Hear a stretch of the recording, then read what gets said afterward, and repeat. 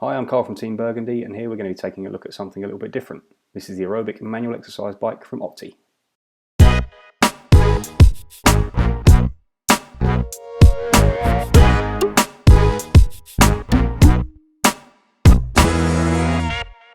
So first off, thank you for checking out our video. This is not sponsored in any way and is our honest opinion after a couple of months worth of use. As usual, we're going to be going through what you get in the box, setup, and then final thoughts.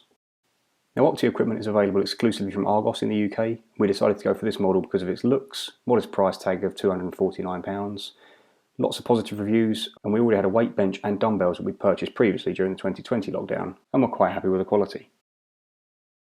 So what's in the box? The bike does come in a single large box that really needs two people to move it safely. Happy to say everything is well protected and was pleased to see that the bulk of the bike is already assembled. You do get a small selection of fixings, a handy screwdriver spanner tool, and some simple to follow instructions. Assembly time for me was about an hour, and I would consider myself a fairly experienced flat pack assembler, and I was taking my time. If you've ever had the joy of assembling anything from IKEA, I think you'll be absolutely fine with this bike. The main jobs you're going to have are attaching the front and rear support bars to stop the bike from wobbling around, attaching the handlebar assembly, and installing the seat. Now, talking of the seat, I must say we were very pleasantly surprised at just how comfortable a seat is. It's really nice and padded, the stitching seems really well done, and it makes the bike fun to use over longer workouts, and so far doesn't show any signs of splitting or wear and tear. The last job is to screw in the pedals. Again, this isn't very difficult as the pedals are clearly labelled left and right. It is a tiny bit fiddly when you're locking the pedals into place with the spanner tool, so this might be an issue if you have trouble with dexterity in your fingers. The pedals themselves are plastic but do have straps to secure your feet in place. While I would have liked to see slightly heavier duty materials, I think they are good enough for the average 30-minute spin session. We may look to upgrade them in the future by fitting some spin cleats, but they are good enough for now. Lastly, it's just a case of connecting a single cable between the bike frame and the trip counter, and that's it. Once the assembly was finished, we were impressed with the level of adjustability that you get on the bike. You can raise and lower the handlebars and seat, which was to be expected, but you can also move the seat closer or further away from the handlebars, as well as being able to use the adjustable feet on the front and rear supports to get the bike nice and level no matter where you want to use it.